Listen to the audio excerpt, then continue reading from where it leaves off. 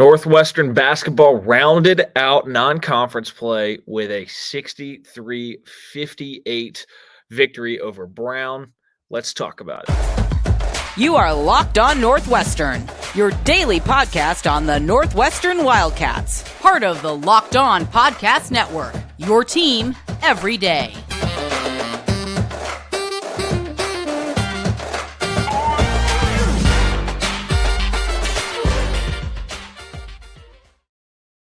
Hey everybody, and welcome in to Locked On Northwestern, part of the Locked On Podcast Network, your team every day. I'm your host, Carter Bird, and thank you for making Locked On Northwestern your first listen every day. We really appreciate it. We're available wherever you get podcasts, Apple Podcasts, Spotify, wherever you can find us. We're also on YouTube. Just search Locked On Northwestern. You can find us there. Wherever you're listening, make sure you are subscribed. You turn on notifications. You don't want to miss an episode. Make sure you give us some feedback. Leave a comment. Leave a review. Helps us make the show better at all times. Also, today's show is brought to you by our friends at BetOnline. BetOnline has you covered this season with more props, odds, and lines than ever before. BetOnline, where the game starts. All right, so Northwestern, we know, rounded out the non-conference season yesterday against Brown, a game that tipped off around noon Central Time. Northwestern was 9-2 coming in. Best start to the season since 2016, the 2016-17 season, when they also started 9-2. In their last game, they absolutely killed UIC with 92-54, with 5 players scoring in double digits. Chase Audige had 19. He led the team. Brooks Barnheiser had 18 in what was really his best game of the year. Boo Buie had 16. Julian Roper II had 12, and Robbie Barron had 20, actually. So those guys all played extremely well, and they put up plenty of points in that one, and it was an impressive game. Probably the most complete game Northwestern played all season long. Barnheiser had a career high in points.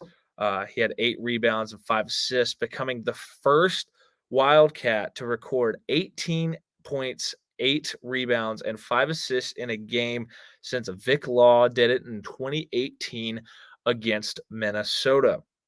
The defense forced 21 turnovers in the game and forced 20-plus turnovers in back-to-back games, being against, I believe, UIC and DePaul. It's been a while since Northwestern had played a game, so it's a little bit tough to recall. But that's the first time that's happened for Northwestern since 2017 when they did it to Chicago State and Valpo. They shot a season high 51.4% from the field, going 36 of 70. The defense is ranked 7th nationally and 2nd in the Big Ten, holding opponents to an average of 55.5 points per game.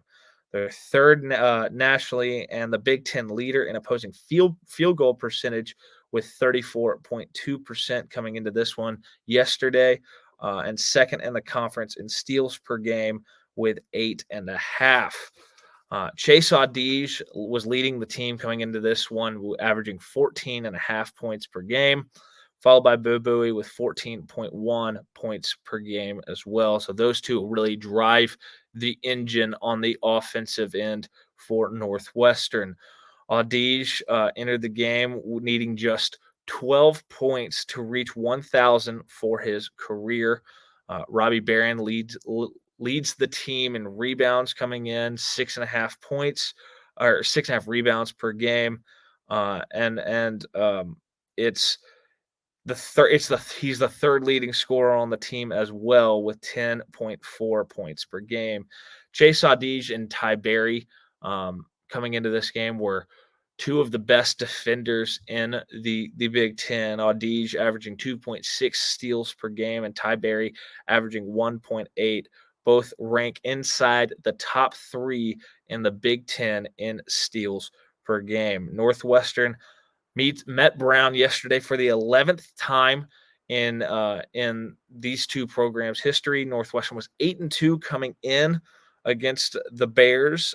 They last met in 2017 with Northwestern pulling away with a 95-73 win. Derek Pardon in that one actually led the team with 18 points, and kind of like Chase Audige ended up doing in this game. Scotty Lindsey actually ended up with his 1,000th career point in that meeting as well. Northwestern was 26-9 coming in all time versus Ivy League schools. Brown coming into the game was 7-5. Hadn't played since defeating New Hampshire 67-51 on December 21st in a home game in that one. After opening the year losing 4 of its first 5 games, this Brown team had kind of righted the ship. They had won 6 of their last 7, with the only loss being a 68-50 loss on the road at Michigan State. The team leader in scoring was Keno Lilly Jr., averaging 14.8 points per game, and he scored a season high 16 against New Hampshire in their last matchup. Paxton Wojcik led the Ivy League with 3 double-doubles and averaged 6.7 rebounds per game coming in. But it was a game that you kind of were worried about Northwestern coming in because they hadn't played in 9 days or however long it had been. You're worried about rust. And in just a second, we're going to dive into how the game actually played out, because that seemed to hold some water. As it maybe wasn't the cleanest game we've seen Northwestern play this season. We will get to that in a second, but first, a message from the NHTSA.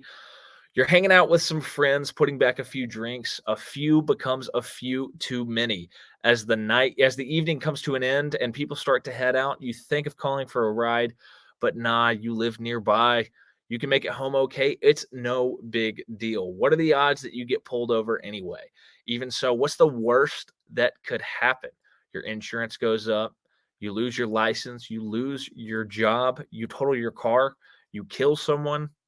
Everyone knows about the risks of driving drunk. The results are tragic and often deadly. However, that still doesn't stop everyone from getting behind the wheel while under the influence. That's why police officers are out there right now looking for impaired drivers on our roads to save lives.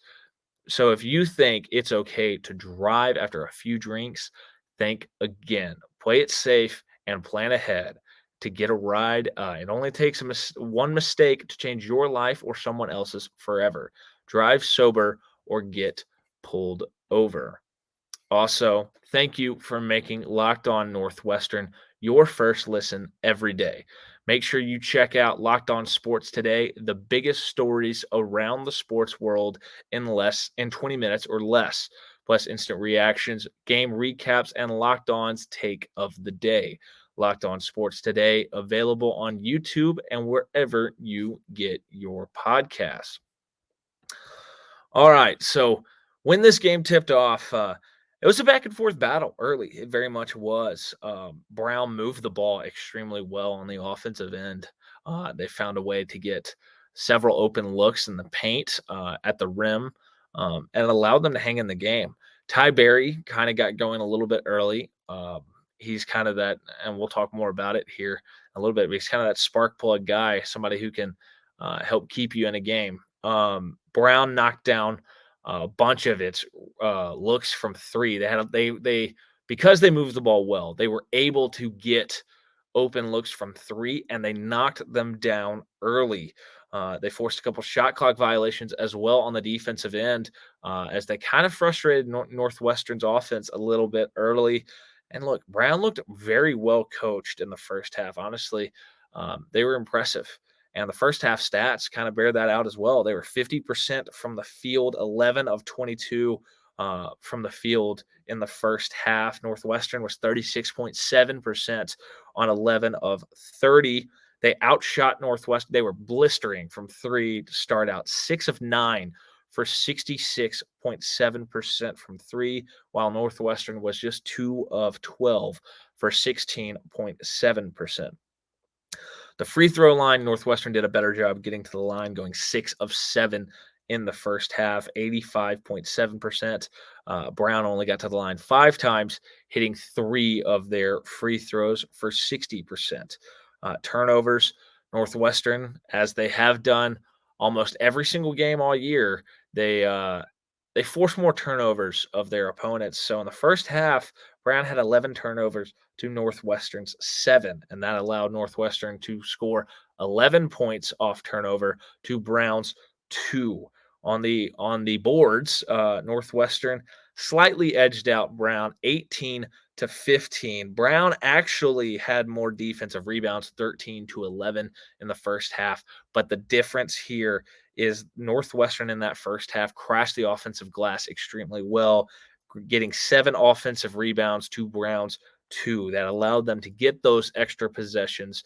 That and winning the turnover matchup in the first half allowed them to kind of hang in there in a half where Brown was red hot shooting the basketball. Second chance points, 7-3 in Northwestern's favor. Bench points 4-3 in Northwestern. The benches did not really have that big of an impact in the first half. Points in the paint, Northwestern slightly edged out Brown 14-10. Fast break points, actually Brown outdid Northwestern in this one, 8-6, as they really did a good job in transition, finding open space and open looks that allowed them to score those 8 points. Both teams had a pair of blocks in the first half, and then Northwestern kind of it makes sense with the way that they're able to force 11 turnovers. They had 7 steals to Brown's 2 in the first half. Brown, though, went to half up 31-30. The standouts in the first half, Keno Lilly Jr. For Brown had 11 points, 2 assists on 3 of 5 from 3. All 5 of his shot attempts were from deep, and he was 2 of 3 at the line. Paxton Wojcik had 6 points, 5 rebounds, 3 assists, 2 of 6 from the field, but hit both of his threes in that first half. For Northwestern, Chase Audige led the way with 10 points on 2 of 6 from the field, 1 of 2 from 3, but he got to the free throw line, going 5 of 5 at the line. Matt Nicholson added 3 points and 6 boards as he continued to crash the boards well. It's something that we have become accustomed to with Matt Nicholson as these games kind of play out. In the second half, Ty Berry had a big and one early to give Northwestern back the lead, and then you had a nasty step back 3 by Chase Audige for his 1,000th career points. It was really a nice step back as he acted like he was going to drive from the wing and stepped back, was wide open, hit a fadeaway 3 to give him that kind of landmark in his career. The high give and go for Northwestern with Matt Nicholson was kind of lethal. They ran it several times, got a lot of really good looks at the rim where Boo Chase Audige, really, you choose whoever it was going to the rim, got really good opportunities, got some easy layups. Chase Audige really kind of caught fire in the second half. He led the team in the first half with 10 points, but he was feeling it in the second half. He hit a fadeaway contested 3 as the shot clock was expiring. That was one of the more impressive shots we've seen a Northwestern player hit all season long. Northwestern was able to build enough cushion to kind of ice out a 63-58 victory in this one. And the shooting stats for Brown very much evened out as they, after starting 50% from the field, they kind of came back down to earth, shooting 42.2% for the game on 19 of 45 from the field. Northwestern did not shoot well, 34.5% on 20 of 58 from the field. That 66.7% from deep for Brown in the first half. Well, second half they went just 3 for 15 as they fell down to 9 of 22 for 40.9. Actually 3 of 15 rather, for 40.9% for the game. Northwestern did not shoot well from deep, 4 of 21, 19%. The difference in this game came at the free throw line because you saw Brown get to the line 22 times, only making 11 of them for 50%. Northwestern got to the line 21 times and made 19 of them for 90.5%. Northwestern won the turnover battle 17-14 as they turned Brown over 3 more times than they did themselves. Points off turnover was a massive difference in this one as well. Northwestern scored 19 points off turnover, while Brown scored just 6. Rebounds, Northwestern continued to slightly kind of edge that out in the second half. 38-31 was the final numbers on the boards. Brown actually had more defensive rebounds, 25-24, but Northwestern had 14 offensive boards to Brown's 6. That is another reason why they were able to shoot such a rough percentage and continue to kind of in the second half take the game over, build that lead, and kind of run out the clock on the rest of the game. Second chance points, both teams had 9 bench points. Brown had 13 to Northwestern's 4, so the bench did not give Northwestern much in this one. Points in the paint, 26-20 in Northwestern's favor. Fast break points, Brown won that matchup 13-6. Both teams had 4 blocks. Northwestern tallied 9 steals to Brown's 4.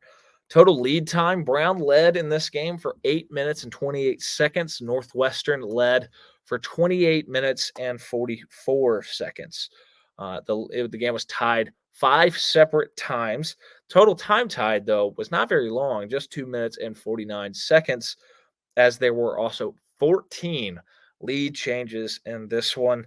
Northwestern won the second half 33-27 on the way to that 63-58 victory. In a second, we will take a look at some individual standouts and really the final takeaways of this game.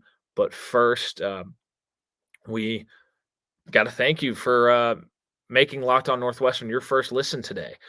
Now make Locked On Sports Today your second listen. Peter Bukowski brings you the biggest stories from around the sports world in 20 minutes. Get the analysis and opinions before anyone else with our local and national experts and insiders. Locked On Sports Today podcast, available on YouTube and wherever you get your podcast. So some individual standouts in this one for Brown. Paxton Wojcik, 13 points, 8 rebounds, 4 assists, 2 steals, had 4 turnovers, was -6 in the plus-minus in 34 minutes, was 4 of 13 from the field, 4 of 9 from 3, and 1 of 2 at the free throw line. Keno Lilly Jr., 17 points, 1 rebound, 3 assists, -1 in the plus-minus in 38 minutes, 4 of 11 from the field, 3 of 7 from 3, and 6 of 9 at the free throw line. On the Northwestern side, Chase Audige had a game.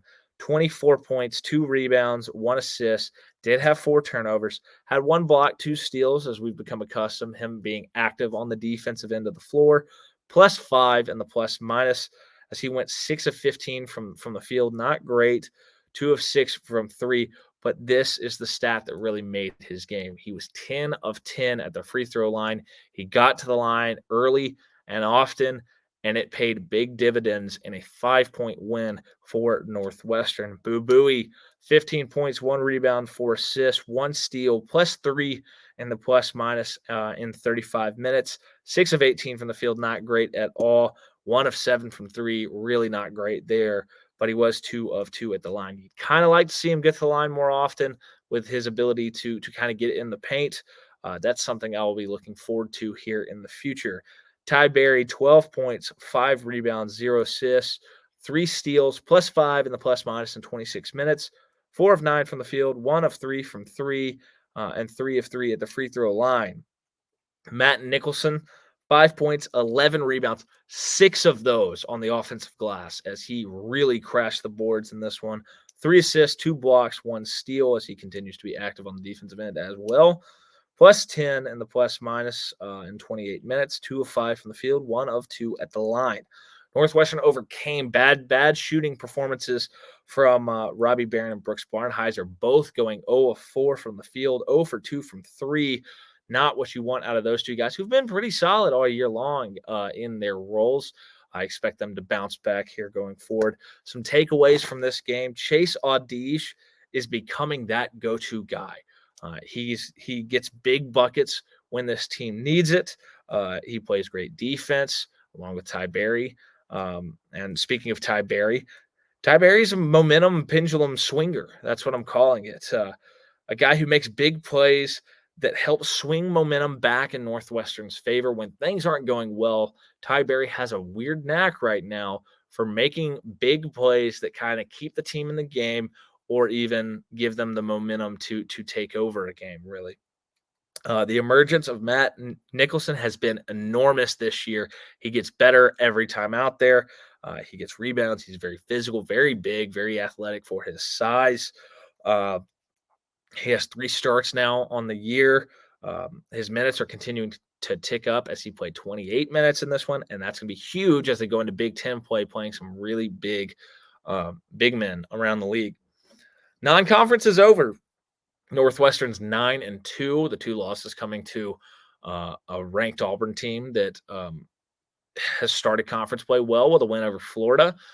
Is starting to figure out who they are, and they're starting to play better ball. But the one that at the time I thought was an awful loss, Pitt, and it still wasn't a good loss. They lost by daggum near 30 points. Pitt is kind of figuring some stuff out. They're 3-0 in conference play in the ACC, and they just pulled off an upset against UNC.